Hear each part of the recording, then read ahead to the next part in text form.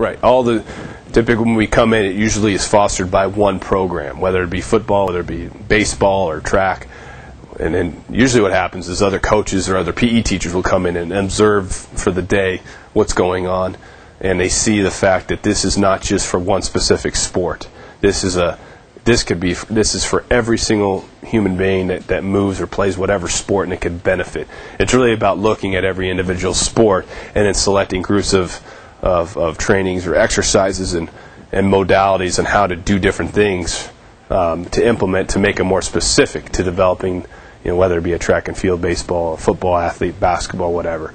And so that's the really neat thing about it. It becomes a school-wide culture buy-in with every athletic program, even in the physical education programs. We actually get more. We handle just as many, if not more, phone calls, emails, or content from coaches, physical education teachers, or those type of personnel in schools than we do even athletic coaches. So how are we doing this? And here's my population of kids. This is where I want to take them. So it's really neat to see this science be implemented up here as it's used from other parts of the country to now it being accessible up here in the Northwest.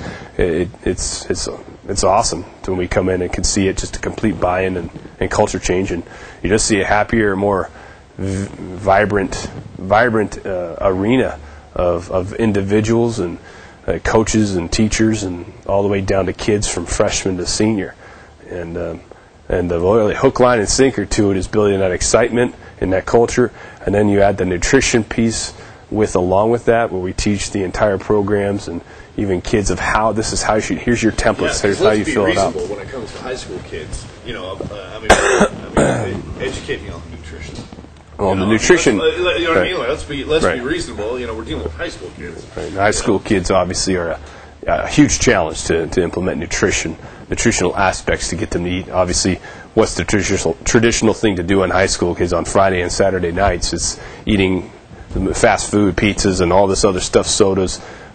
You also have large populations of high school kids drinking now, and so beer and alcohol intake. So when we can teach them the science of what and how those things negatively affect your growth as an athlete, and what exactly the processes happen, and explaining them, you really see some eye-openers in the crowd and in people, and even coaches and staff. They'll be able to say, whoa, I better not do that as much. So that's kind of a cool thing too. We always see a reduction.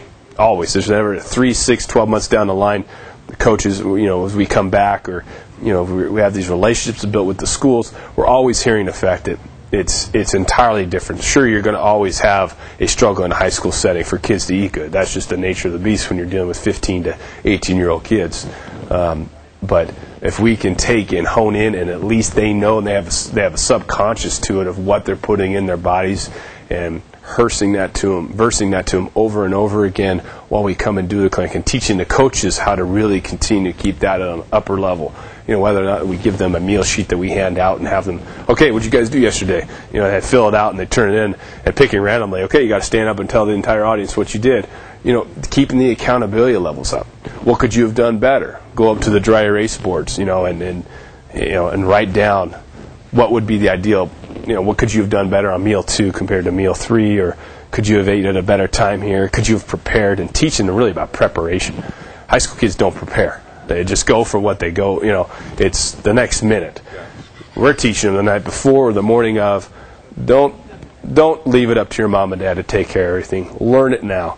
Prepare and pack meals, or pack what you're going to need to do all day, because your body's under a constant growth cycle, mentally and physically, with the whole school and being mentally sharp for testing and academics. Especially you add that athlete aspect. If you're an athlete and you claim to be an athlete in high school, then live it. Live the culture by it. Live the lifestyle. Eat like it. Play like it. Train like it. Act like it. That's the difference of what APX does.